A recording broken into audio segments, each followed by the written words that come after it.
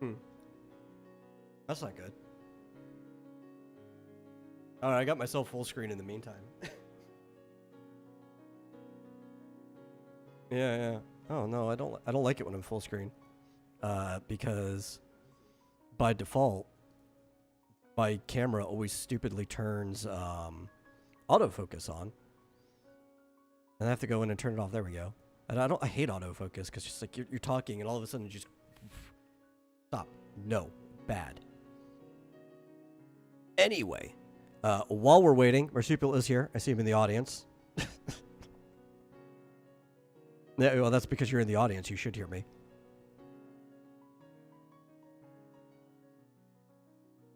Is it letting you on stage or?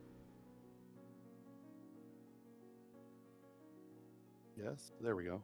Okay, cool. I can shrink myself again. My taskbar is. Oh. Can you hear me okay though? I can hear you. Yeah. Okay, good. I'll turn on the video. Weird bar issue. Yeah, no, your computer is not a happy camper right now.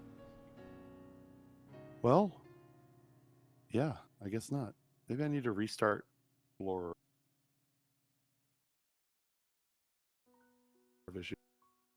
I don't know.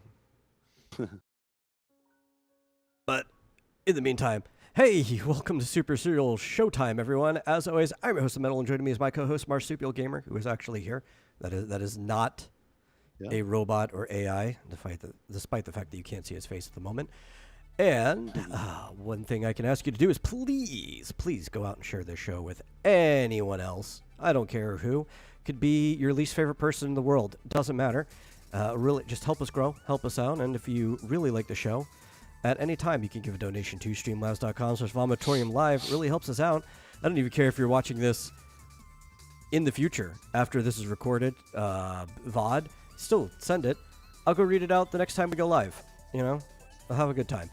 Anyway, hey, there you are. How you doing? Good. I had to start Explorer. I love it when it just acts very weird and weird things, which it does frequently in Windows 11, more than I ever noticed it in Windows 2. Yes, every new thing Windows does is more awful than the last. You know, that's just a trend.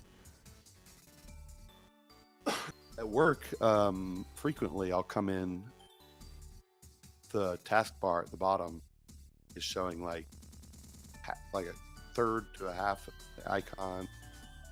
They're all wacky and cut off, weird stuff.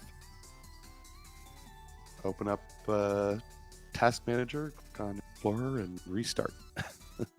That works.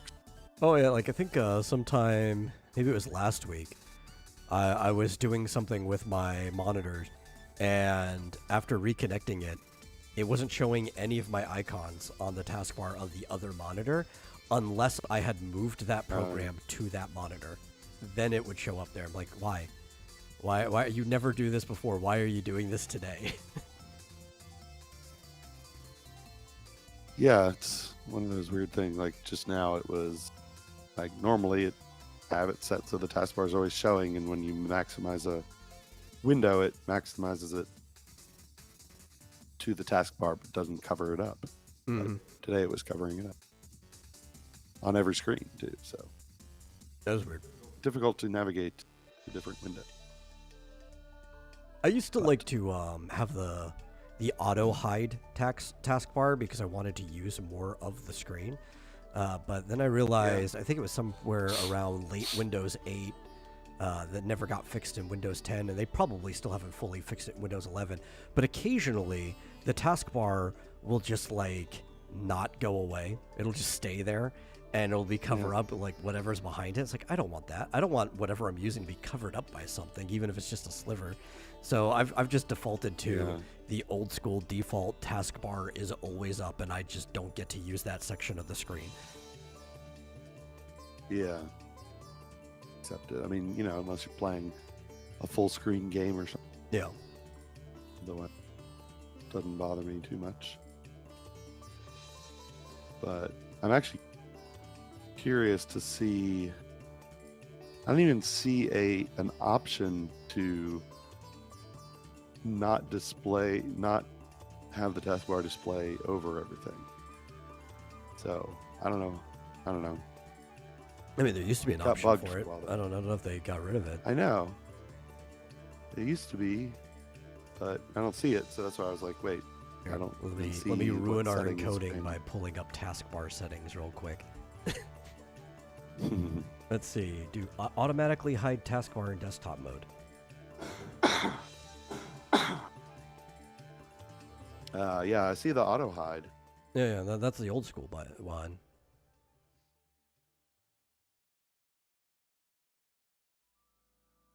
At any Yeah. rate, it's working now. It was so, and also Discord wasn't letting me in. All Yeah. kinds of Yeah, your computer is sick. I'm diagnosing it. It is sick with the death.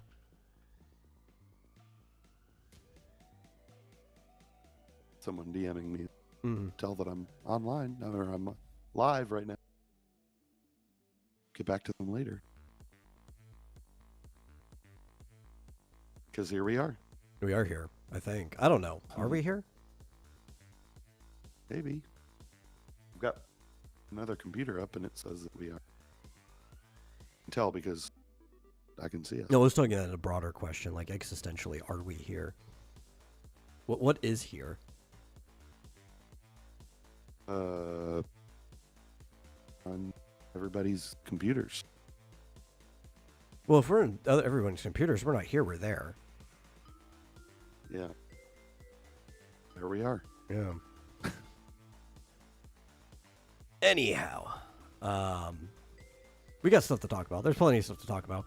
We've watched a lot of stuff in between the last episode of Super Serial Showtime. We're not going to talk about that fight that everybody's hating on because I wouldn't count that as serial, so that's not going to be on this topic list. Doesn't count? Well, I mean, if you want to talk about it, we can. Oh, that Yeah. fight. Yeah. I thought you were talking about the other. I thought you were talking about the fight we watched last night. No, we get to watch that. Perfect. We're gonna talk about. I did not realize that Cobra Kai was actually adding more episodes this last week. It was on the 15th they were added. I should have guessed they were because in that other fight, Ralph Macchio and Will Zabka showed up and they were kind of like talking about Cobra Kai. I was like, oh yeah, that's coming up soon, isn't it? Well, I think it was already available by the time that fight was happening. So yeah, we watched that. That was I enjoyed it. I hate the way that they're distilling out these episodes to us. They're just like they have to have been done filming the whole thing by now. Like, why would they stop in the middle of filming? Yeah, they gave us 4 episodes. episodes, right? 5? 6, 7, 8, 9, 10. If you say so. It seemed very short. Yeah. They gave us the first 5 episodes back in, what was it, July or something like that. They gave us 5 now. Yeah. There's still some episodes left. I didn't look right. how many are left. But in all the previous seasons, this would have already been the last episode because they're all 10 episodes long. So this is the longest season. It's the big finale. And it feels longer than it should be. I mean, this show has always been a melodrama. Like, that is the category that you would put this show into. It's got the drama. It's got the action and romance and everything. But I think it's been a little too heavy on the melodrama in this last season, even compared to the previous ones. Yeah. It's become like a soap opera, basically. Almost, yeah. Kind of a really, really over the top soap opera.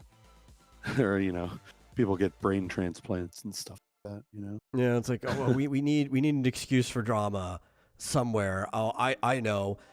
We brought this one kid back as a replacement, but nobody's going to trust him because of some minor thing that happened more than a season ago, and he's already been like made friends with everyone. But then we're going to solve it as easily as we started the drama, where one of their friends just decide, hey, I'm taking charge, trust him. And they're like, oh, okay, that's fine. It's like, well, then what was the point of the drama in the first place? If you're going to solve it that easy. Yeah. Well, plus they solved the whole question of, you know, he was accusing the LaRusso kid of, I guess, putting Like just to give more context of what I was talking about, what you're talking about now. Yeah. Like halfway through the tournament, the Seikai Taikai, Miguel and Johnny have to run back because Miguel's mother is having pregnancy troubles. And they're going to replace him, but they have to end up going back anyway. But during the replacement, they contact Kenny Payne from the previous stuff. And Kenny's like, no, I'm not going to go. Alex LaRusso embarrassed me, which he never did. We even found that out in that same episode. You see after he shit his pants that Devin is putting the things back in her bag as they're walking away, but everybody's blaming Alex for it. And she's like feeling guilty this entire time, and they have to patch this stuff up, and it's something that like really shouldn't matter, but it does. And I guess it makes sense to matter for a kid. I'm not criticizing this part as much, but it's something that like could have easily been resolved if when they found out they needed somebody else, Devin called up much earlier. Like the timeline on this doesn't work. Like she should have been the first person to contact everyone the second she found out they were going to tag someone. She should have opened up to everyone else too. Be like, hey, Kenny has this issue because of me. Like she could have told the coaches, and that could have been resolved. No, but I thought, you know, of course, you know, as soon as they are confronting each other face to face, she decides to become a phone call ex machina. Oh yeah. And I think it just happens to be at that call time. at exactly that time because she can sense, I guess, that they are face to face, and now would be the perfect time to call him and resolve the entire issue with one 30-second phone call. Happens to be in that time, as he's already like downing laxatives or whatever. And she did it like right as Alex is even though he didn't do it, he's basically apologizing by saying, okay, fine, I'm gonna shit my pants just to even the score, I guess. He's like he's like, wait, no. And it just seems like to be able to make this little weird melodrama work, there has to be an intentional lack of communication. Because you'd think, like in an actual situation, oh, we need to replace somebody. Let me get the whole team together and we'll talk about it. And even if I'm the one that's going to tell them who they're replacing, they should know who's coming in to replace, right? So he would bring up that they're going to have Kenny come in to replace Miguel. And then at that point, maybe Devin should have spoke up and said something. But it seems like this whole conversation just never happened until after it was already too late. And no, I guess they did call him. Right? And the reason there's like, well, Alex and what's her name? Mother. I can never remember her name. We're She's back at Mrs. home. LaRusso to me. Yeah. They were back at home, so they could go to his house and ask if he would do the tournament. Like, could you just go to Barcelona real quick? It's like, you know, we've got to get you a plane ticket real quick. Like, oh, and that whole thing is like, we're flying people back, and then they're going to be going to fly back too. So the three of them go. It's not like two fly back, then three fly to Barcelona again, and you're just like, God, man. I imagine it's like, aren't they glad that the LaRussos are wealthy? So they could just fly these people halfway across the world back and forth. Plus, did Miguel got basically upgraded to first class for free, right? Because during the first one, stewardess, because the stewardess thought that Johnny was bothering him or something. And they don't look like their family, so unless somebody spoke up, it's like, oh no, that's like my stepdad or whatever. They'd be like, oh, this is some strange guy talking to this dude, and he might be bothering him. Yeah. So, yeah. So they go home, and of course it's like it's so contrived. It's like, Mm-hmm. oh, she's having problems with pregnancy. They get there and they're like, yeah, she's fine. Yeah. It's like you couldn't call like Oh, this is just because we need to while I fill up was episode time. That's it, because yeah this has to be a longer season than everything. like nobody called like as soon as they landed or even on the plane. Like you can reach people on planes. Yeah, now. they had this big teary moment where they thought that maybe she died or whatever because they were Text cleaning up people. a bloody hospital bed. It's like, oh no, she just, had to have a quick surgery, moved. They were changing the sheets and they wheeled her back in. Like at the moment, they're already breaking down crying.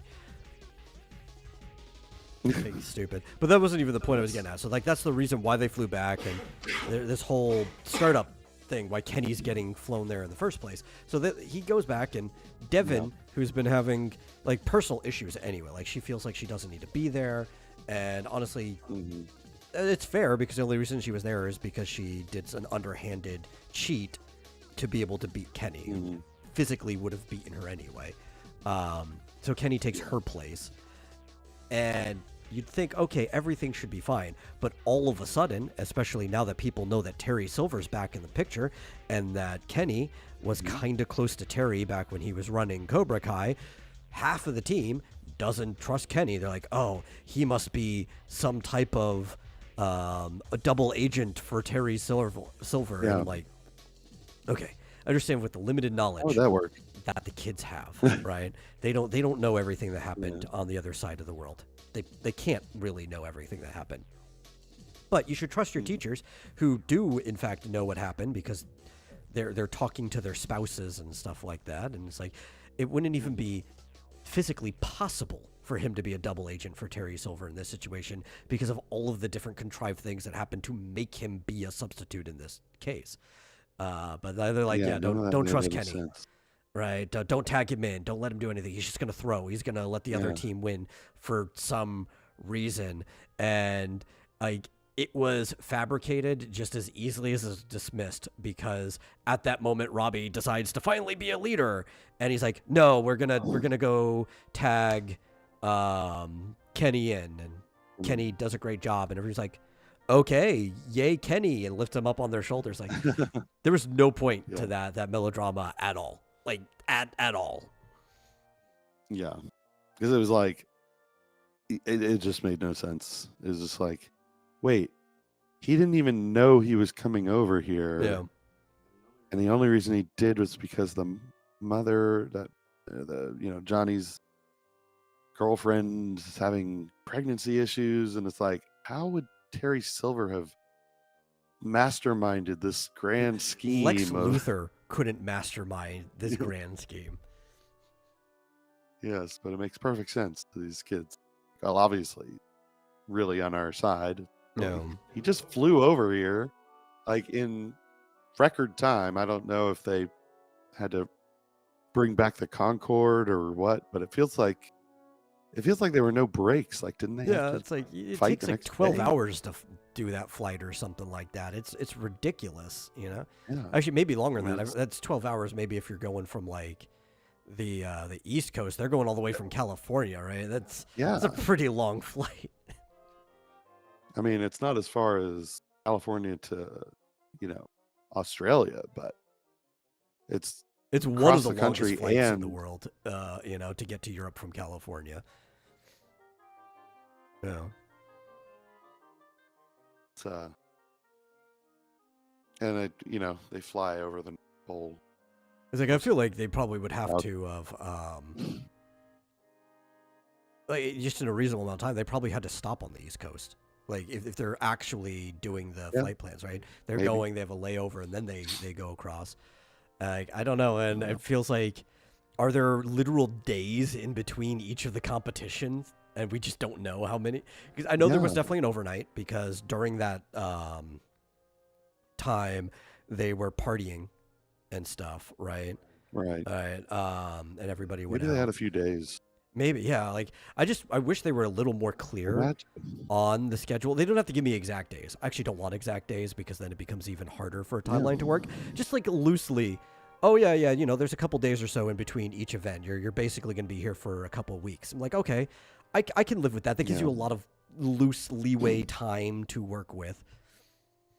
Hey, Fizz-Jozo. Could have been like, okay, well, it's a good thing we wrapped this up on Wednesday because we have no other events until next Monday. So we've got, whatever, 5 days. They make their event schedule feel like it's super tight, right? Like, oh, you got to be back because we've got another event in like a couple hours. It's like, oh, so all the events are back to back, and then like 2 days can pass before another event. It's like, yeah, it's like, oh well, I better get on that plane back to California and bring someone back because I got to get back here in 2 hours. Wait. And then you're trying to track it too, Thrones? because it's like, okay, so they're going against the sun, like the opposite direction of the sun, and it takes like half a day at least to get over there. They left when it's daytime again. It's like, oh man, it's I don't know, man. Like it can work that way, but I need to see your flight itinerary. Honestly, I just need to see it. Yeah, definitely. This is some what was it? Season 8 of Game of Thrones. Oh yeah, where the ravens just like get everywhere instantly, and then like all of a sudden, and I'm on a dragon. Well, the dragon is a huge thing. If it could take flight, you expect it to be able to move like a plane in speed, right? How do they get their information fast enough though? Ravens only fly at a certain speed, Yeah. But I still don't think like they sent a raven, like, I hate to get back on Game of Thrones again, but they're north of the wall. They get stuck on this island. They send a raven, and the dragon gets back just as the water is freezing that evening. No, someone ran. No, so they sent Gendry to run back, right? Yeah, there's like no way he gets back. He gets back to the wall. They send a raven. The raven gets there, and then the dragon gets back in the span of like 2 hours. Yeah. Based on, maybe it was morning, so maybe it was 10 hours. Yeah, that's just how I feel with these flights right now in Cobra Kai. Like, why do we need to be flying back and forth across the world? Why does any of this need to happen? You're just making things make less sense. They needed an excuse to get Johnny. I never remember that kid's name.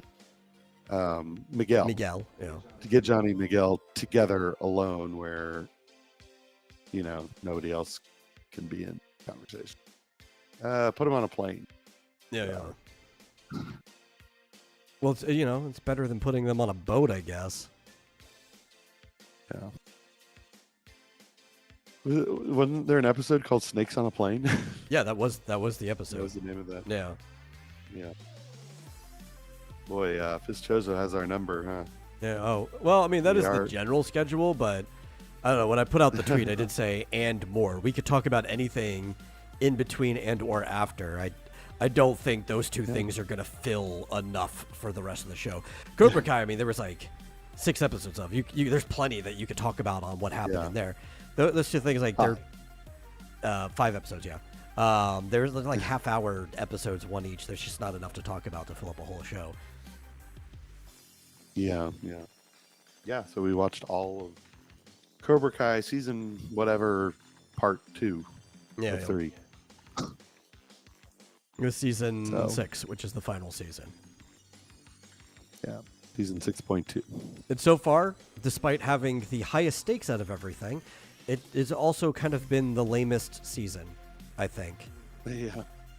And only because of this part. I think the start of the season was all right. But the problem is the part of the season was the first part was all right if it was building up to something, right? Because it was even kind of a little bit of a slow start, but they were setting up the scale, they were pacing and everything. And then we get here, and now the scale of the situation is all out of whack. Like, oh, hey, Terry Silver's back. Oh, he was the one orchestrating this other dojo that is like world champions. He like bought the former world champions and brought them back or whatever, just so he could squash both of them. And Daniel gets thrown in a kennel at some point. Actually, I think that was the best part of the whole season was when Daniel got thrown in a kennel. But like he's also having this drama within himself about Mr. Miyagi's past and how he apparently killed somebody in a former Sekai Taikai, and it's like it's just all over the place. And Which also, yeah, I don't know. if Danielson is supposed to be an adult, Yeah. and he sure does look like one, like why does this revelation just break him? Where he's just like, okay, he was in a tournament, he accidentally killed a guy. We don't know. Like that explains everything. We don't know if he accidentally killed the guy. No, You want to believe that it was an accident because of what you know about Mr. Miyagi, but that's his tension, is that he doesn't know if it was an accident or not, and everybody's trying to reassure him that it was just an accident. But it's a big problem with how they painted Daniel LaRusso's character from the beginning. Like, I think this is one of the weakest parts of the show, is he doesn't feel like the Daniel we left off in the last Karate Kid movie that he was in, the third one, because he was already an adult in the second one. Like, he was moving into adulthood, and then in the third one, like, he actually has an adult life, and he takes place in an adult tournament for the first time in his life, in the third Karate Kid, and he set off on somebody who understands that the past is a difficult thing to really understand. Everybody paints a different picture, and Mr. Miyagi was even considered more of a brute in the past in that movie. Right, because of his rival and how they were going to have to fight to the death. Right, that was brought up in that movie. Was fight to the death is something that very much would have happened in his past, and it's like, the Daniel we meet in Cobra Kai, even at the beginning, is somebody who's basically painted his entire life off of the simple bonsai shop, Mr. Miyagi, that was dispelled through the course of the third movie. Yeah, and I mean, it's just like, okay, what, even if it was like on purpose or he lost his temper or whatever, like, I don't know. As a grown-up, I'm aware that one mistake doesn't have to define your entire life. And in fact, I mean, it sort of did define his entire life, because he became basically a pacifist. Yeah. And maybe, I mean, I would have, if I were Daniel, I would have assumed, oh, well, that explains why he became a pacifist, because that probably traumatized him. Yeah. But, we don't know that that's the case. But part of it was just also like jumping to the worst to kind of foreshadow conclusion. that somebody was going to die at the Sekai Taikai that they were in, which happened. But also, there was a freaking Chekhov's knife. Yeah. Well, I don't think it was good foreshadowing. I'm just saying that's like, part of their attempt, is that they're going to foreshadow that somebody was going to die. And it was very ham-fisted and not done well. Well, they foreshadowed it twice, like in two different ways. Like, just in case you missed that, let's do it again. Kreese has been carrying this knife around with him the entire time. Yeah. Just in case you never put two and two together. Yeah, it was like people die at the tournament. They should have had arrows. It's like when I was showing you Orin High School Host Club, in like the very first episode, when she walks into the room, there's just this arrow constantly pointing at the vase, like, hey, don't take your eyes off of this vase. Yeah. I was like, why is that arrow pointing at that vase? It looks very big and expensive and easily tippable. Let's see. Let me catch up with Fish Choser real quick. He says, falcons fly faster than ravens, and they're easier to tame. That is true. Part of that is because ravens are a lot smarter than falcons, and the smarter a creature gets, the harder it is to tame, because they just have their own agenda that they want to do. But yeah, them being faster helps too. Falcons are one of the fastest flyers there are. And he finished the Penguin, and he thought it was pretty good. Didn't make Ozzy an anti-hero at all. Well, that's good to hear. I'm glad you enjoyed it. I'm never watching that show, mostly because of its attachment to the Batman, which makes me never want to care about it. But, that's good that you enjoyed it. So it just made him an actual villain. Yeah, like a gangster, as from what I'm hearing. Yeah. Well, that's good, I guess. They at least stuck with the character. Yeah.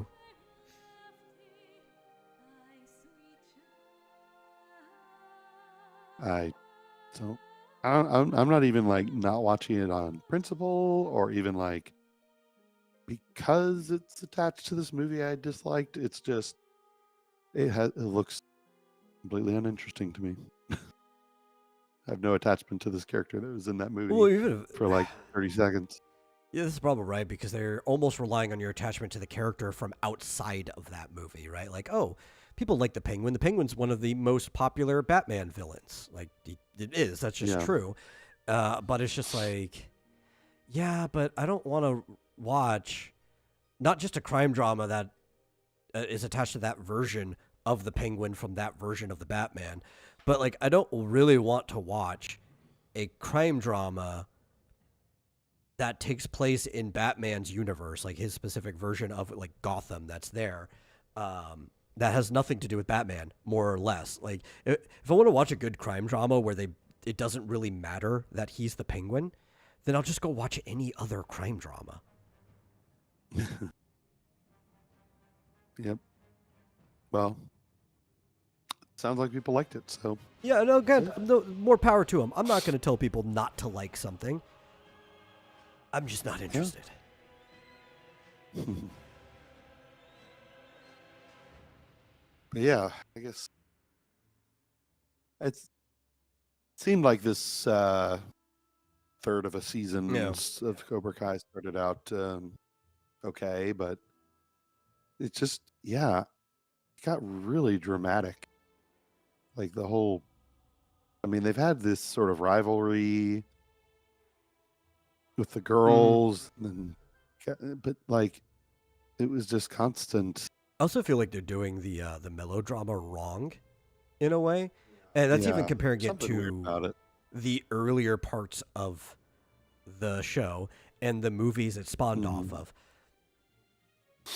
In the original Karate Kid, how much actual fighting was in that movie? There was just like not a little bit lot at the beginning, right? And then the tournament at the very end. There was end. the beach part. There was a couple almost showdowns that happened, like with him, like the Halloween party, but nothing actually ultimately comes out until Mr. Miyagi shows up, right? Training. Yeah. So Mr. Miyagi actually does the bulk of the fighting until the tournament, and it's only a couple incidents and the training. It's just not a lot, right? Daniel, he says not a lot. Danny got bullied a lot, right? The beginning of Cobra Kai was very much the same too. There was not a lot of fighting in the first season of Cobra Kai until they got deep into the training, and it was still mostly in the tournament, right? There was a very similar Mr. Miyagi type scene with Johnny saving Miguel early on.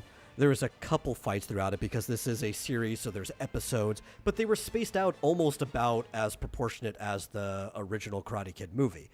Now we get to this point, and it seems like they have to justify the show going on this long and the budget and stuff, and instead of focusing on real drama, it's just like we need an excuse for people to be breaking out into fights whenever possible, right? Like the whole thing with Alex and Kenny when he showed up, and the mom turns over, like now they're suddenly fighting each other. It's like we just need excuses for people to be punching each other. It's like you don't need it though.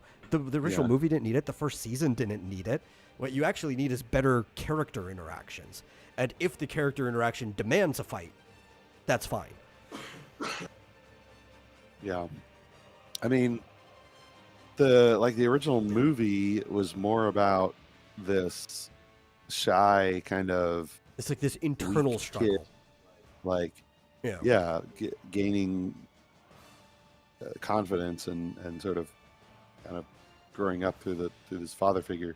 Yeah, it was actually a very good philosophical movie because the external struggle mirrored the internal struggle. Especially because his father, I guess, left them. Yeah. But at least this season of Cobra Kai, the only real story is they're at a tournament and they need to win. Yeah. And it's like, well, and also right now, the only person that's going through any real character development, and it does seem a little forced, is once again Danny. Right? with his internal issues on his image of Mr. Miyagi, Yeah. which also led him to the whole situation where he ended up in a kennel. It's like the only person that anything interesting is happening to is Danny, who is not supposed Yeah. to be the main character of the show. And he's off on his own, Yeah. and they're showing him like 60 seconds at a time, and then Yeah. okay, back to the main show. I mean, there's a little bit. I don't quite understand why the blonde kid, Miguel's rival, whatever his name is, why he's struggling so much. Maybe there was something in the first half of the season or I'm the trying to first remember third. blonde kid. The leader, the head of the Are you team. talking about? I guess he's kind of blonde. Robbie. Yeah, You Robbie. know, freaking Johnny's son. Yeah. Yeah. Okay. Yeah. Well, yeah. His struggle kind of makes sense, only because like he was starting to get close and finally actually trust Tori, and then she decided she wasn't going to trust anyone, and his own like Yeah. somebody who's finally coming into personal worth, like self-worth. He's never had self-worth before. Part of that kind of just gets thrown out the window by somebody else, right? So like it doesn't make as much sense to the extent that they're doing it, but him having the problem at all does kind of make sense.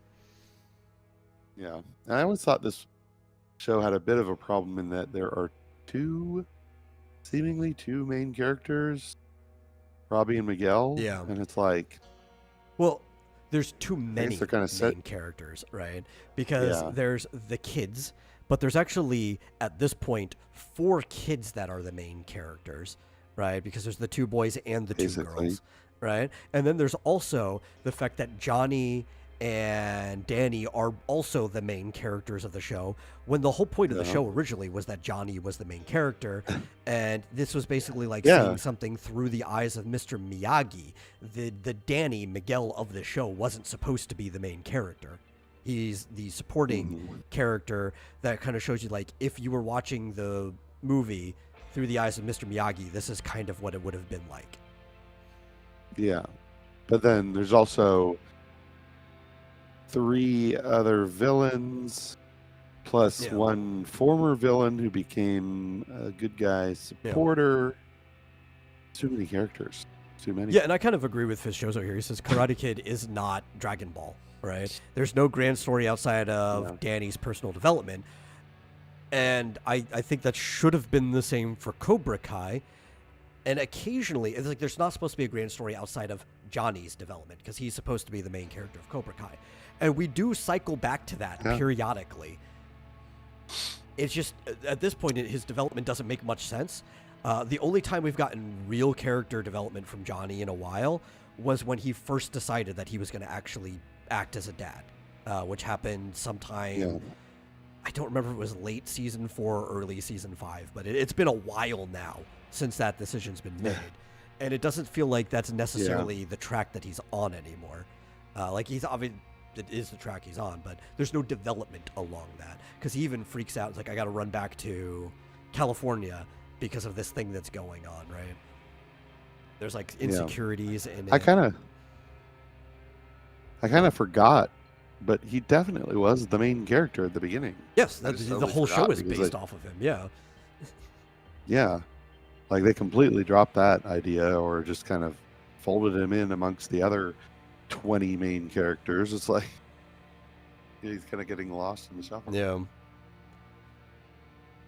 And now the whole show is not even necessarily about taking down Cobra Kai. Like, first it was about rebuilding Cobra Kai, then it became about taking down Cobra Kai, and now it's like, oh, well, even Cobra Kai is not like the big bad, though we do still want to take him down.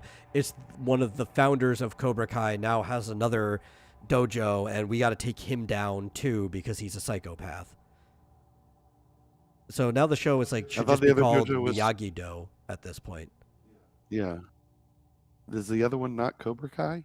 No, it was like oh god, it was the one that Sensei Wolf was in. I'm trying to remember. It was like the Iron Dragons or something like that. Yeah. So there's, but I thought there was a Cobra Kai in the No, tournament. Cobra Kai's there, but they're like almost secondary to the fact that Terry Silver bought this Iron Dragon dojo. And it's like, oh well, now there's 3 hats in this fight, and this guy who just doesn't want to Yeah. make it easy for either of them, and everybody hates Terry, which I like Terry as a character. I think he's a great villain. He's probably the best antagonist character from the original trilogy, and he has been the best one in this show so far. It just feels very ham-fisted how he came back, and just what he's doing, and I feel like Well, they they- lost they- their lead writers or something. It has to be the case that these aren't the same people writing the previous seasons. Well, they refused to get rid of any characters. Like, Yeah, Kreese could have just not come back, and they could have had that one season where Danny found what was that guy's name? Chosen or whatever. yeah, Chosen. Chosen. Like, did he have to become a main character of the show for some reason from that point forward? Like, he could have just been in half of a season and then that's it. Well, and it's the fact that everybody has to have a problem. Supporting characters don't need to have drama necessarily. They can have drama with the main characters, that's fine, but they don't need to necessarily have their own drama. And I do think it's like kind of what I call the Walking Dead syndrome, where it's like every single character needs to be the main character, even if it's just for a little bit, right? Like the whole drama between Eli and Hawk, right? Or are they? No, Dimitri and Hawk, or Eli is Hawk. Yeah. Dimitri and Eli. The drama between them, and the whole MIT thing. Like this is unnecessary. This does not add to the plot. All it does is it takes up screen time for no reason. These two were great supporting characters. Even Hawk, when he became a villain the first time, that needed to be taken down over at Cobra Kai, great character, but he was like the equivalent of the other Cobra Kai guy, I can't remember his name, that they just did a tribute to at the end of the season from the first movie, right? The second to Johnny.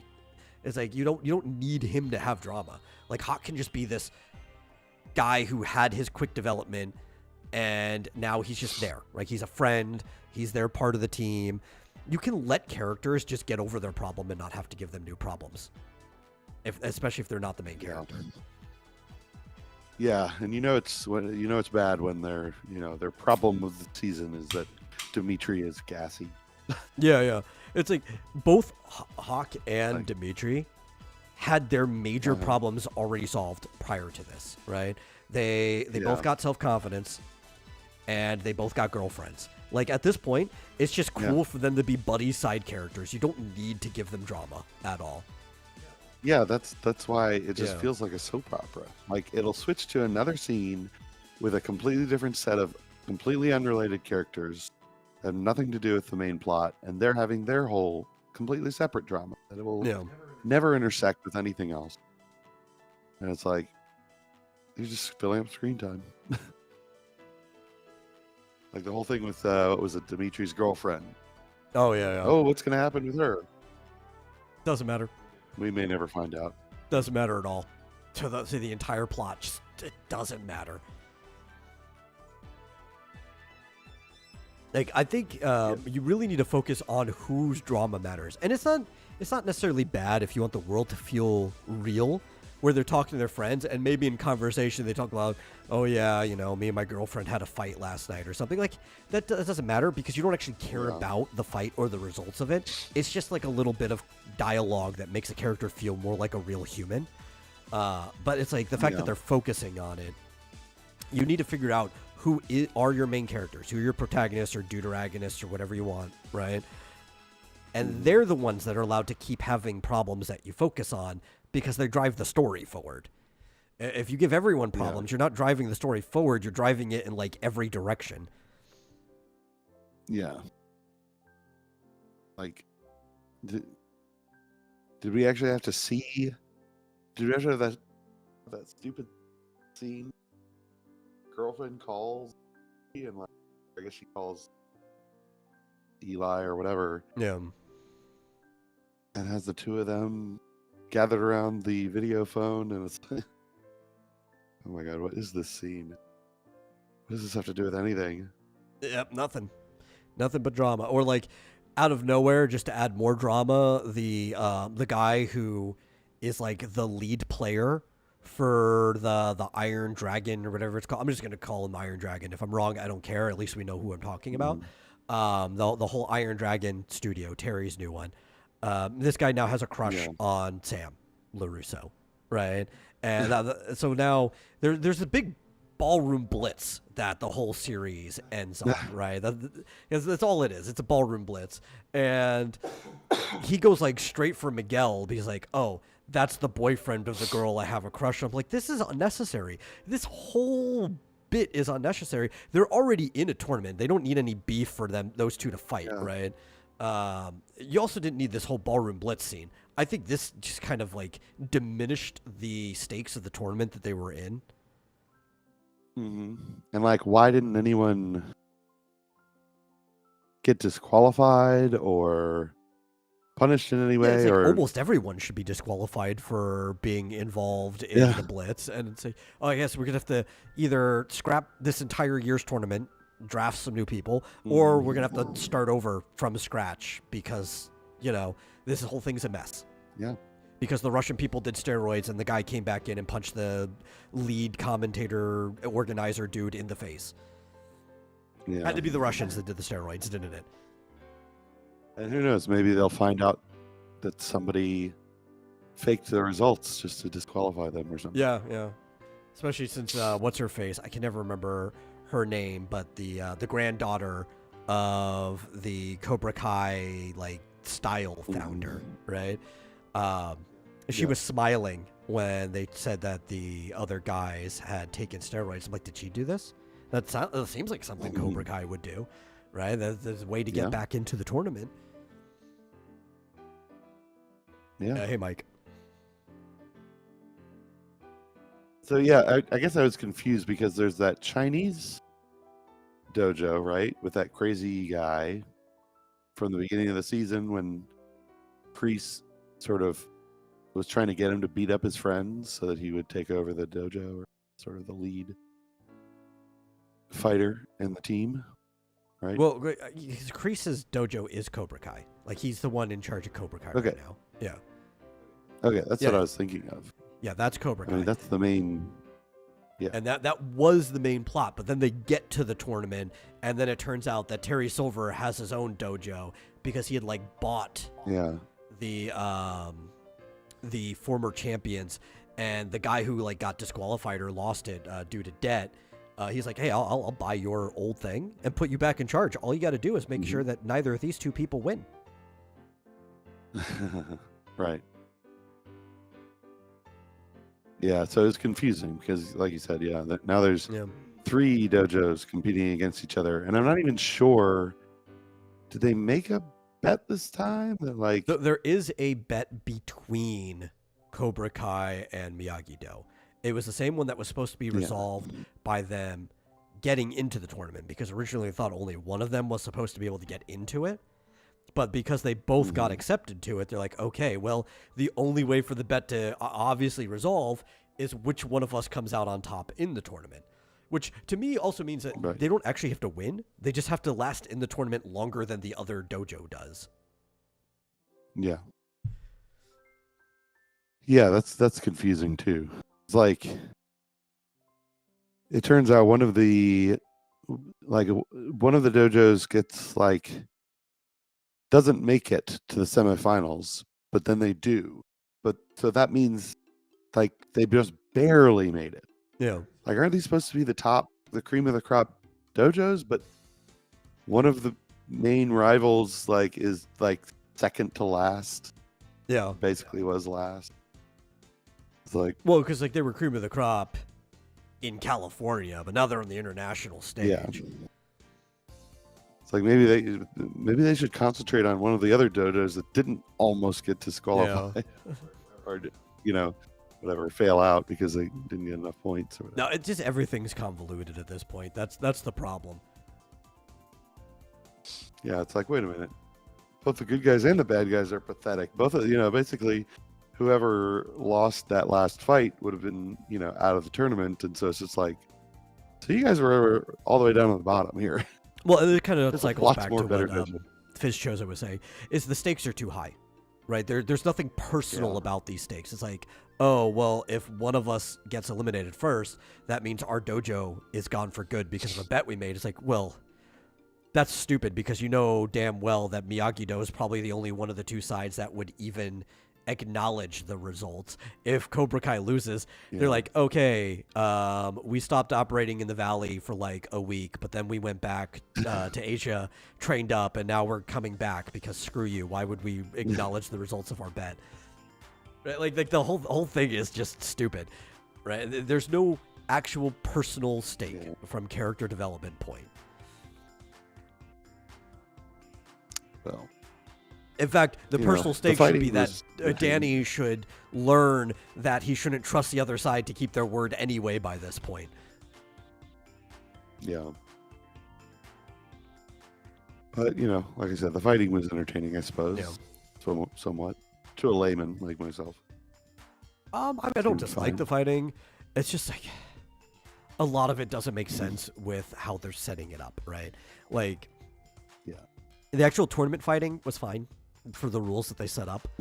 Oh, Mike had a question. Did I mention everybody about Archie/MLJ Enterprise Fox? No, I didn't. I didn't plan on it. Especially with how kinky it was. I don't know if I want to talk about that. But, yeah, like the tournament fighting was fine. It fit within the rules of what they set up. It makes sense. I'd have issues with how the tournament's set up in general, which I mentioned a few times. But the actual combat in the tournament was all right. A lot of the one-on-one combat in that part of the series was also all right. Like when Daniel fought the long-haired guy after he got out of the kennel and stuff. Like a lot of that combat was fine. Yeah.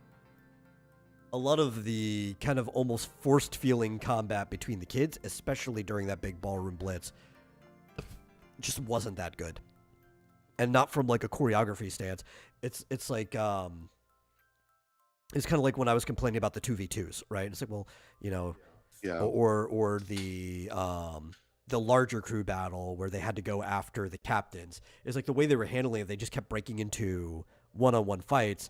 There were a few times in the ballroom blitz where you did see multiple people attacking the same person. And that is very realistic to what would happen. But most of what was going on was just a bunch of people breaking into one-on-one fights. There were even people tossing on the ground, and the ground is like the last place you want to be in a big like scuffle with a bunch of people. Yeah, it's like, of course, this has happened multiple different scenarios in this show. Oh, like earlier on, the big thing where Miguel's spine almost got ruined, the school tussle. Yeah. And like while they're fighting, this other group of people are fighting, and this other group over here, and these two people. You're not gonna like gang up on anyone like you wanted to. Yeah. Weird. Yeah, it's just they're kind of it's like they're losing the plot, right? It's like good time to stop the show or wrap it up. Yeah. It's just problems you didn't have in the Karate Kid. I don't know how. I mean, you didn't even have it in season 1 of Cobra Kai. It's like I don't know how it eventually got to this point, other than a change of writers over time, maybe. I guess so. Or even change of directors, might not even be the writers. It could just be how the directors are choosing to execute it. Yeah. So what was that thing called? So there was one competition where they were raised up on a platform. Right? Oh, yeah. Like in traditional Chinese martial arts, the raised platform is known as the Lai Tai or the Lei Tai, depending on whether you're like from north or south. Yeah. Or like the Lei Tai. And it is, the Lei Tai is just a raised platform. Usually it's many feet up, sometimes up to like 10 feet up, just so that a fall would hurt if it comes down. Sometimes they're no higher than like a human, right? Maybe 5 to 6 feet. But they're usually about 27 feet by 27 feet. Sometimes they can be bigger, but you kind of want it a little tight. And the traditional rules are you win a late time match from either tap out, like the person gives up, ring out, or knockout. And that is more or less what they did in their 2v2. They had like a platform up there. It was very weird how they did the platform. It was like hanging from the ceiling instead of suspended from the ground. I thought that was a little dangerous. I did like that they had the pads. That made sense if you're going to do that in a modern day situation. And they had like some weird, I don't know, we thought maybe there was like a movable staircase or something because they kept hopping onto the stage one at a time in like a crew battle situation. Yeah, it was like one of us was like, wait, how did they get up there? Like suddenly there's another person on top of this thing and it's like, wait. But when they look down at it and where people can fall, you can fall on all four sides. So it's like there has to be a platform or something they're moving on or off from backstage. And then at one point you see somebody hop on from behind, from the back of it, away from where the audience is. And so that's when we were like, wait, is there stairway? But maybe there's like a catwalk that can retract. I guess. Actually, thinking about it, a retractable catwalk is probably the thing that makes the most sense. Yeah. I'm up on the little platform and have it move over and there's hop off. It's a trapeze rope. They have to trapeze themselves onto the platform. Yeah, it's like a scene in Helsing. Flying through the air. And you're the next team you have to fight is the Flying Graysons. That's right. They're the only ones that can get on top of the thing. Yeah. So that was. Really I like that the Lete was involved. I did appreciate that. I think I mentioned that while we were watching that I appreciated like the call to martial arts history.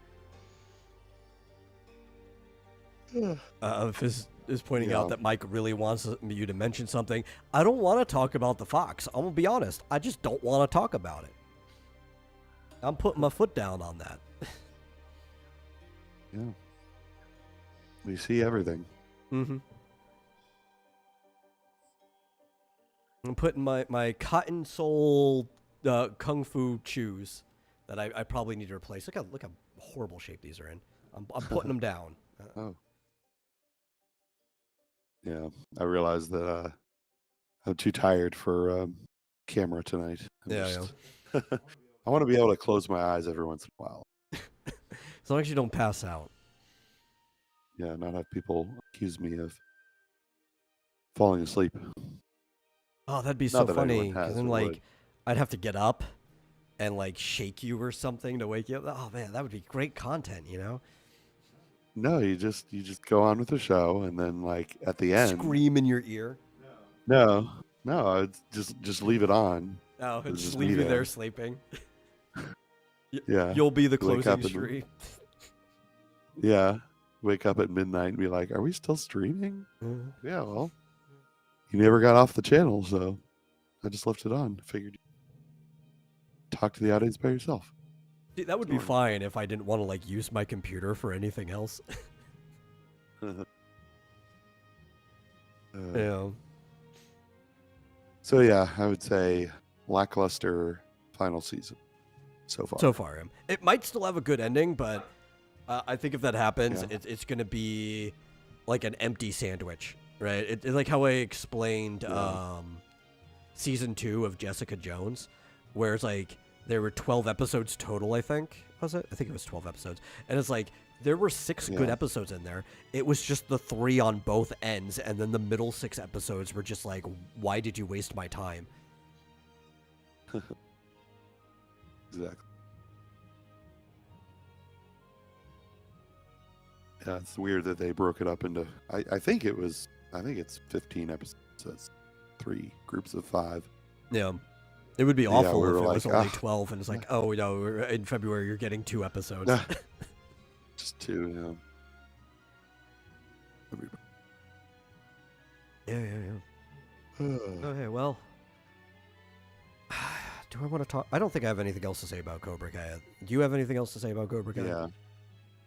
No, I just wanted to bring up the whole weird Yeah. raised platform. I think it's cool.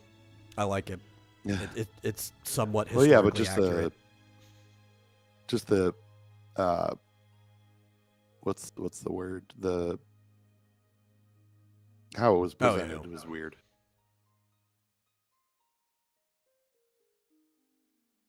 No. Yep, that's all I got to say about it.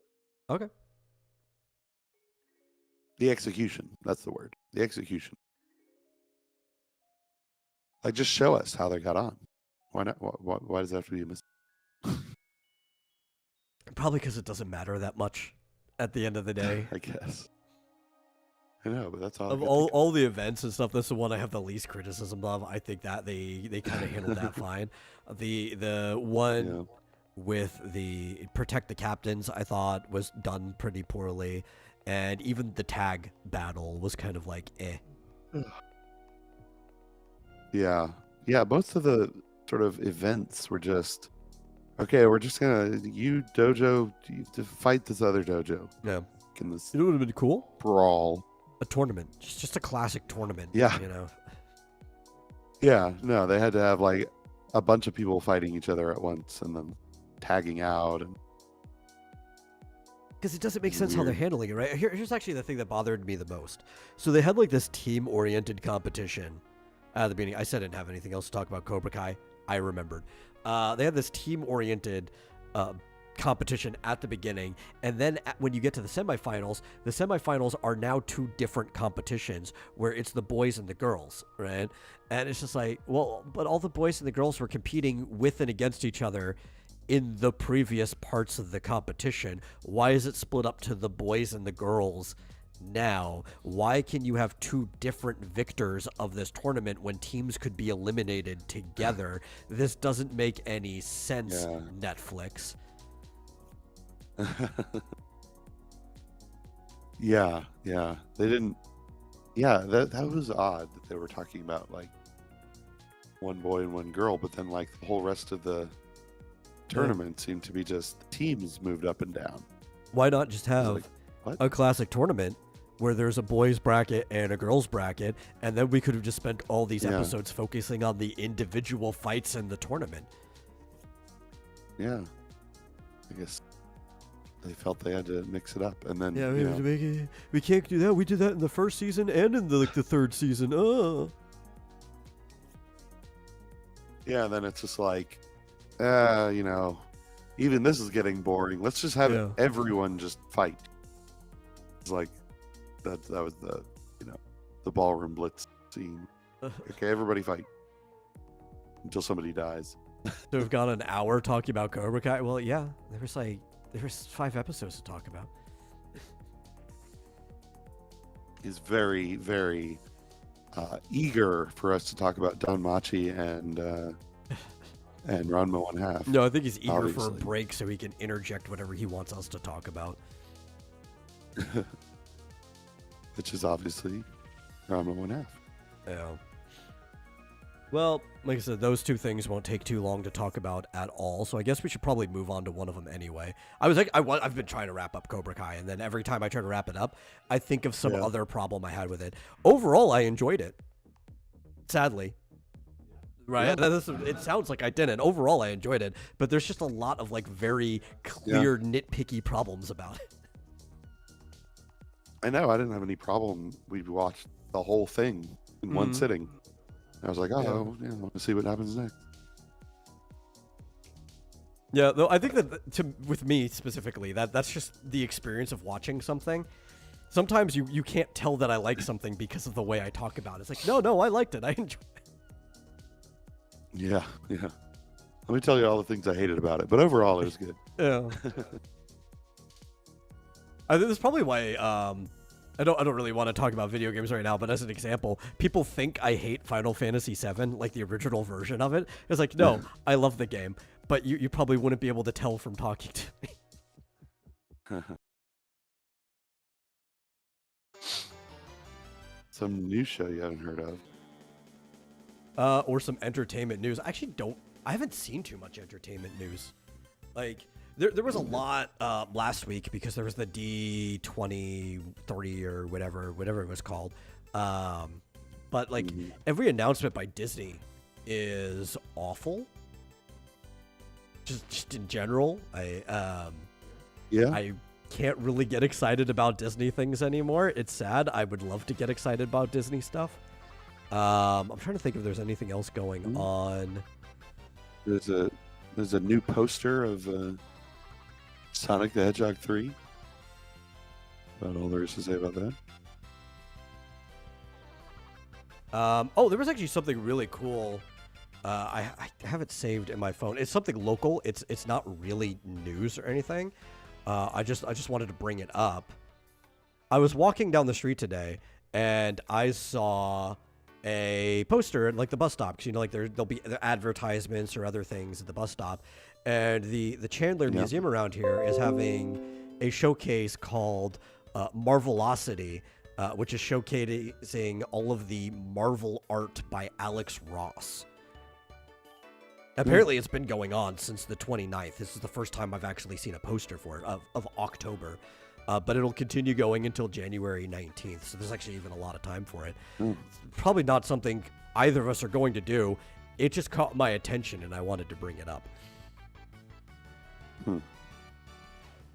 Is that at that museum down in Chandler or down in the Chandler? Yeah, it's the one that we keep Center? passing the display for when we go to Chompy's. Yeah. Okay. Yeah, and I didn't even catch the words at first. The thing that caught my attention was the display poster has Alex Ross art, and it's of Storm. I'm like, oh, I recognize that image. Why is Storm on this bus stop display? Yeah. We'll have to go see that before it leaves. Yeah, it was have until January. Like it's gonna be there for a while. Yeah, I guess so. I'm trying to think, because we did talk about some other show news and stuff last time, I think. Like how there's going to be a Mass Effect show. There's really not that much interesting stuff to talk about. I watched some stuff without you. You want me to go off on that for a little bit? Sure. I don't need to watch Dan. I think I already talked about Dan to Dan last time, and it's not really all that interesting, so I'm probably not going to talk about it this time. Bore people. Other than, I thought it was a pretty mid-series overall. Until the last episode, I thought that actually had some pretty good writing into it. So there might be some potential in it, or it might just be one of those things where it's like there's a gem every 5 to 10 episodes. And that's what I'm expecting at this point, is there's probably only going to be a gem every 5 to 10 episodes. But the other one is I caught up with Dragon Ball Daima. Right? And I've got some opinions on that as somebody who's seen pretty much every media related to Dragon Ball except for... what's that one? The Dragon Ball superheroes side story thing. I haven't seen that. I have no interest in seeing that. But I've watched like everything else involved in Dragon Ball. And my initial thoughts on it when you first watched episode 1 together was that this was just Dragon Ball GT with extra steps and a way of making something like that canon. Because basically what happened in Dragon Ball GT was Emperor Pilaf came and he wished on these Black Star Dragon balls, and he wished that Goku was like a kid again, out of frustration, because Goku's always spoiled everything. Sent these Dragon Balls all across the universe, and they had to go collect them because if they didn't get them in time, the Earth was going to be destroyed or something. It was a very convoluted plot. When they did finally get them back, all the Dragon Balls turned into Dark Dragons, and they had to fight them too. Crazy mess. But Dragon Ball GT is not canon. At least, yeah, they might decide to make it canon later because it could happen after Super. Who knows? But Toriyama wasn't involved in this. This is the last project Toriyama was actually involved in at any degree. And this time, some other dude came, I think his name was King Goma, he became king of the demon world after Deborah died in the Boo Saga, and he's like, I want this guy who can make Dragon Balls. We're going to bring him home with us so we can have our own Dragon Balls that aren't the ones from the demon world that we can't get access to. So he kidnaps Dende after wishing everybody else that was involved in the Boo fight was turned into children. So now everyone's children. It's not just Goku, like a GT. Everyone. Vegeta, Bulma, Piccolo. They're all kids. Every single one of them's kids. Yeah. Why is that such a common curse to turn people into children? Because children's bodies are not as capable as adults' bodies. So, I don't know. It's a way to belittle weaken your opponent. Why not turn them into, Jello or something? Or turn them into, like, elderly people, decrepit, right? It's like, oh, my hip, But, yeah, they're kids, and they have to go to the demon world, demon realm. And when they get there, they find out that not only does Goku, who is kind of like recruited to fight the king, even though he needed to go there to save his friend anyway, have to go on this journey to take down King Goma. But they have Dragon Balls there themselves. They got 3, and they're each guarded by these like super beings. And now he has to fight these super beings to get the Dragon Balls that nobody in the Demon Realm has ever done. So that's like they're setting up the main quest, basically, right? I've been enjoying it though, because despite all this weird stuff, my favorite part of Dragon Ball was when Goku was a kid and going off on adventures and fighting with the power pole and stuff like that. I thought that was fun. There was a lot of humor with it too. It was very jokey. Already, I think the 5 episodes I've watched, I've enjoyed more than anything in Super. I think Super was kind of lackluster overall. And it's just, they gotta walk places because the Demon Realm's atmosphere is thick and filled with this like substance that you just don't get in the living realm, and they can't fly through it without tiring out, and it makes punching harder. So it's like, basically, they just scaled everything up so much that it reset them, right? So the combat is even like lower scale. They're on foot. They're punching things like in the older series. Even when Goku goes Super Saiyan, he still has to like bounce around and punch like normal, or else he get tired out. I think it's fun. I think it's back to the scale the Dragon Ball should have been at, and I'm not upset at it. I think that's the most important part. I'm not upset at it. That's good. Hate it when favorite shows are ruined by future iterations of that show.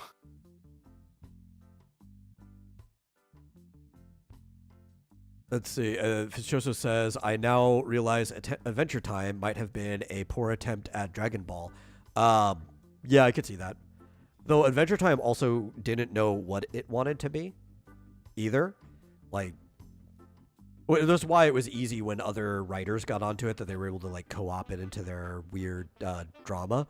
But even at the very beginning, there was like some episodes that were just buddy road trips, some episodes that where like Finn has a crush on somebody, or like it kept having a bunch of different directions. So Adventure Time really never knew what it wanted to be. I probably would have enjoyed it if the entire series was just like Finn and Jake buddy road trip action things. I've enjoyed a couple episodes like that, but overall I think the show sucks.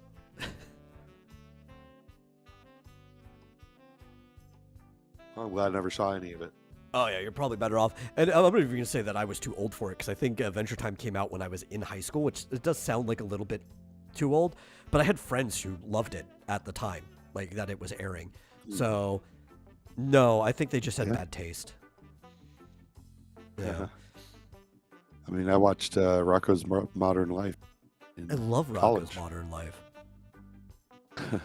It was great. I think the show was still great. I can go back and enjoy an episode of that. Yeah. Still around, I guess. And he says Adventure Time eventually became a weird soap opera in a fantasy, I guess he means world.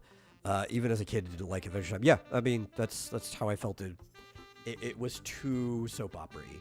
In fact, Adventure Time in many ways has a lot of the complaints I have about the current season of Cobra Kai. Yeah, that seems to be a trend. Is that they kind of run out of sort of normal things to do? They're like, let's just go crazy for the last season or two. Yeah, except for Adventure Time, it was like 80% of the show.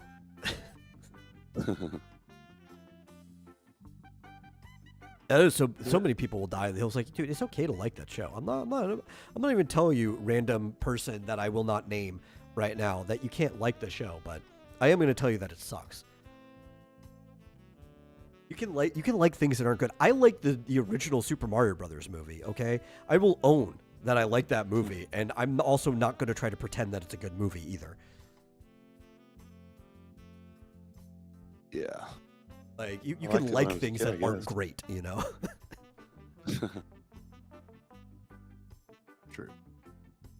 I'm sure there's actually a lot of anime I like that are not great. They are not on the list of things that I would show other people. Not even because I'm ashamed of it. It's just like, I'm not going to waste somebody else's time. Yeah. Well, all the stuff you've been showing me has been pretty great so far. Yeah, I've been showing you. Which one?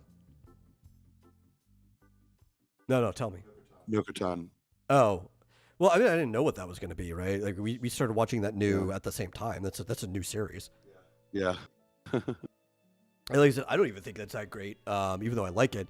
But it does kind of itch that stupidity, or scratch that stupidity itch. Like, sometimes I just want to watch something that's stupid. Oh, I never do.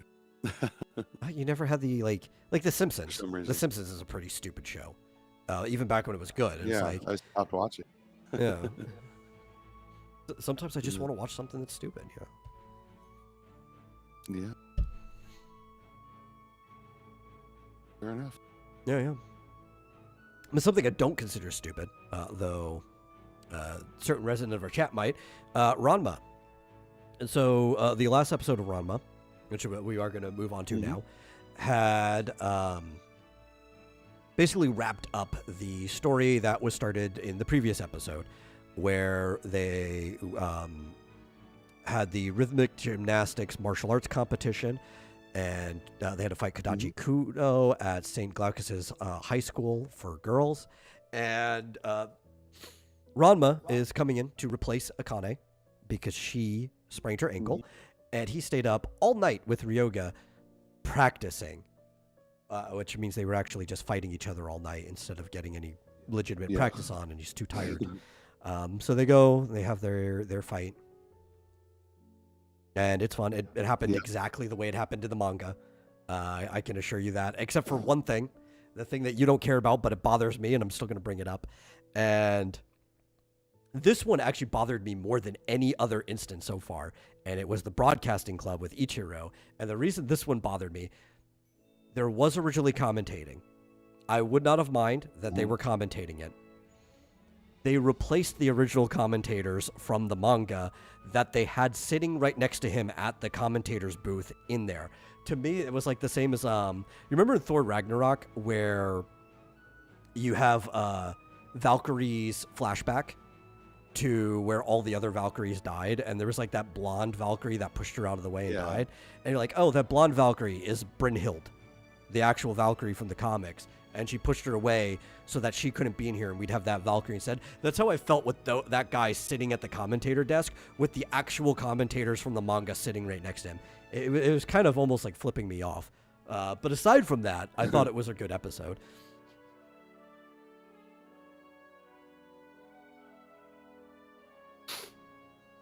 But how did you feel about the episode? Sorry. Well, I thought it was cute how he had a lot more of that guy turning into a pig and back. Oh, yeah, Ryoga. And, and there was the one scene where they were enveloped in hot steam, and everyone was like, wait, there are two people there? Yeah, that was funny, right? Because Genma comes in as a panda with tea, because of course he has to have hot water on him. Yeah. And Kodachi uses her ribbon to grab the kettle and is going to try to scald Ranma, not knowing about the curse or anything. It's just like, scalding your opponent would be an effective way of just like getting them knocked out of the competition. and Yeah. the kettle like explodes on them, and both Ranma and Ryoga get caught up into it, and they turn back to normal while being enveloped in that steam. And they're like falling, and Ranma's in this embarrassing girl's leotard, but as a guy, and Ryoga's naked, and they're laughing at each other. It's like, haha, you look ridiculous. You think I look ridiculous? At least I'm not naked. And Ranma's dad and Akane come to save the day with a fire hose. Turns them both back before even Akane realizes that Pichan is Ryoga. Turns them back to normal and almost knocks him out of the arena. So he says, like, swim against the current. I love how cartoony Ranma is, because like you couldn't do that. But he's like swimming against the current to get back into the stadium, and it's great. It's one of the better bits in that chapter. Yeah, swimming against the current of water coming out of a fire hose. Yeah. I don't think that. Well, it's just that there's not enough That's not gonna happen. water from a fire hose to actually make a current is the issue, right? Like, you could argue, well, if Ranma's strong enough, if he could swim up a waterfall, he would be able to fight that current, but there just isn't a current. Like, way more water came out of that fire hose than in surface area than water actually comes out of a fire hose. Yeah. But it's funny, you know. It doesn't matter. It is there's a certain level of cartoon to Ranma, just like there was in Urusei Yatsura before that. Ranma is like superhumanly strong, but there's also a lot of times where there are a very low level of cartoon logic to it, where like he'll get flattened against a wall or something just because it's funny, and that just goes back to how Takahashi drew the comic. Originally, like sometimes characters will end up looking squiggly and chibi because it's funny. Yeah. I even showed you they did panel. Yeah, occasionally do the upside down U's for the eyes. Or I think my favorite bit, which is not how it was done in the manga, but it's a very Takahashi thing, so I laughed at it, was after Ranma gave his name as the girl. It's like, well, you're just gonna give your actual name, you're not gonna come up with like a cover-up or something. He's like, nah, it's fine. And everyone's like, well, it's not weird for people to have the same first and last name as each other and be strangers, and or to even look similar. And everybody just kind of parses like, no, it's just a coincidence. And Ranma's like, see? But when he said that, like, Akane and Ranma were these tiny little chibis in the corner and stuff. And Yeah. it's like, that's not, they weren't chibis in the corner, like in the panel or anything. Actually, the panel did what the original adaptation did and just panned back over to them with Ranma leaning up on the ropes. But I don't mind because they executed it in a very Takahashi way that fits with the rest of the show.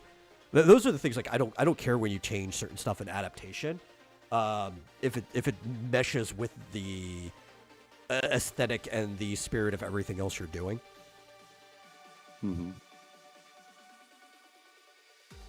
But yeah, I liked that bit. I thought that was a good bit. A lot of good bits in that one. Yeah. But the best bits, I think, in probably that entire arc, the whole first section, what's going to be the first season, are actually coming probably in the next episode or the one after that, the next two episodes. Because with this wrapping up, the next thing that we'll be getting into is the martial arts figure skating competition. Oh, yeah. This sounds more brutal than the Oh yeah, because they have like actual gymnastics blades on their feet. Yeah. And they're on ice, which hurts a lot. Yeah. Yeah, they're going to meet this crazy chick named Asusa. Perfect.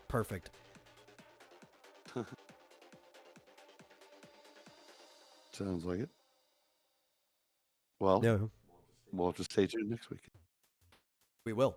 See, Fishosa says, I watched a bunch of Johnny Bravo episodes yesterday, and it wasn't as predictable as Ranma. Except there's a certain level of cartoon to Ranma, but I actually would not call it a cartoon. Johnny Bravo, on the other hand, is a slapstick comedy cartoon. I would hope it's not as predictable as Ranma. But I like Johnny Bravo. That's a good show. It's always a good thing to go back and rewatch. Good choice. One thing you can talk about, not less of predictability, but identifying with Johnny Bravo, is the two showrunners for Johnny Bravo, and I've brought this up to you before when we were walking around or driving around, were Seth MacFarlane and oh my God, why am I spacing out his name? Butch Hartman. And Seth MacFarlane and Butch Hartman both have different like tastes in storytelling style, like writing style for a show. So you could kind of guess which one was the predominant showrunner on an episode based on how that episode went. And I used to play a game with my dad where we'd sit there and we'd have to guess, like almost like place a bet down on who ran that bit, like that half the episode or that whole episode. And I was right like more than 9 times out of 10. And one of the ways you could tell is that they almost function like the shows the guys made later on. Like their voice continued off. So the Seth MacFarlane episodes might have like a theme to them, but it won't be like one through line. It'll be the theme is there to initiate a bunch of smaller bits. Right? Like one of the notorious episodes for me was when Johnny dated the antelope Karen. Because it was like, yes, there's this through line of like, oh, she's an antelope. But it was there for just a bunch of different bits of like, this is an awkward thing with an antelope. This is an awkward thing with an antelope, right? While Butch Hartman episodes tend to have like a continuous through line. Like instead of a bunch of smaller jokes, it's just one big joke for the episode. And a good example for that is the Dr. Seuss-like parody where Susie is trying to sell cookies to Johnny, and it's like green eggs and ham. And that was a Butch Hartman one. And once you pick out those two little voices, you can kind of just guess every single episode. This is not a negative criticism of the show. I love Johnny Bravo. It's just an observation I've made over the years. Yeah, the characters are kind of just wacky. Yeah. Get deformed and stuff all over the place. I just have an actual full episode. Oh, dude, Johnny Bravo's great. That's one of those shows, because, you know, like you want a good show because you want a show that a parent is willing to sit down and watch with their kid, right? Yeah. That was a show my dad could sit down and watch with me growing up. My dad loves Johnny Bravo. Other ones on it, like Ren and Stimpy. My dad loved Ren and Stimpy. He would sit down and watch that with us. I'm trying to think of a few of the other ones. I think he was fine with Dexter's Lab, which is another Seth MacFarlane one, technically. About like a third of the Dexter's Lab episodes were written by Seth MacFarlane. But for the most part, it was just like he wanted to watch reruns of Hanna-Barbera shows.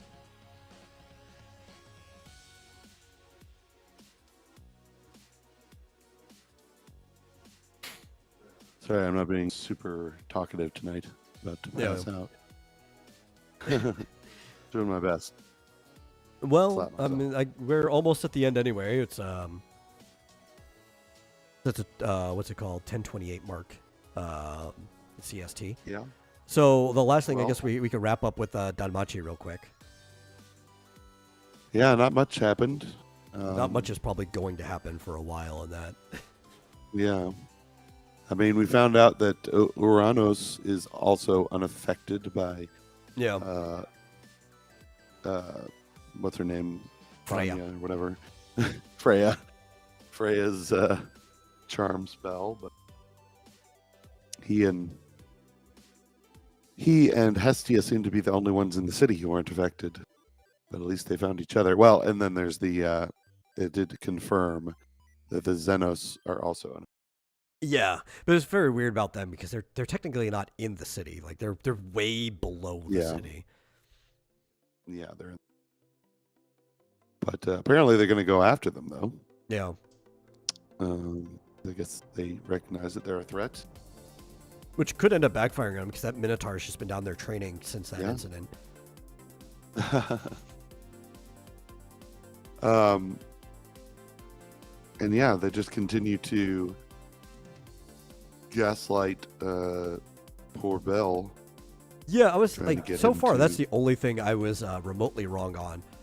Mostly because I didn't think it would be necessary. You were more right on that when I didn't think Freya was going to be gaslighting him because it didn't seem like she would need to, if like the rest of the world already thought one way. But apparently that is her plan. That she's going to try to make him believe that he was always part of the Freya family, just like everyone else believes. But like everything else, Aranos, I kind of figured would be fine, and same with the Xenos and stuff like that. In this episode, we also had the lioness, Ryu, came back, and oh my god, I'm spacing on her name, but Hermes is like right hand man. Yeah.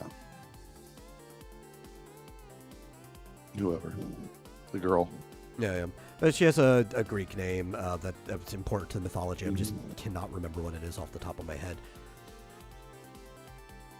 But yeah, they came back, and Leon got captured. You know, she had a conversation. Freya's like, "Yep, nope, that was me the whole time. Your friend? I was just pretending. it was playing house." Yeah. And you're still special to me. It was very weird. She offers like, "Hey, do you just want to have like a threesome relationship with Belle? Like, it's on the table. I'm fine with this."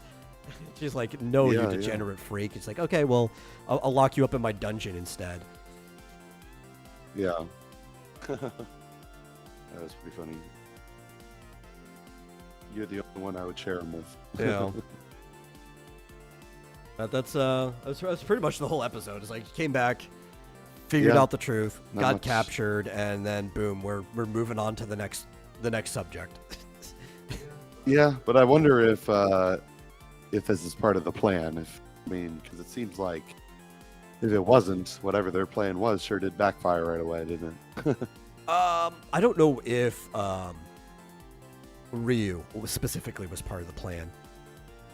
If I'm just trying to piece anything together, I think she just happened to have been in Hermes's like sidekick's hands when he told her to flee the city.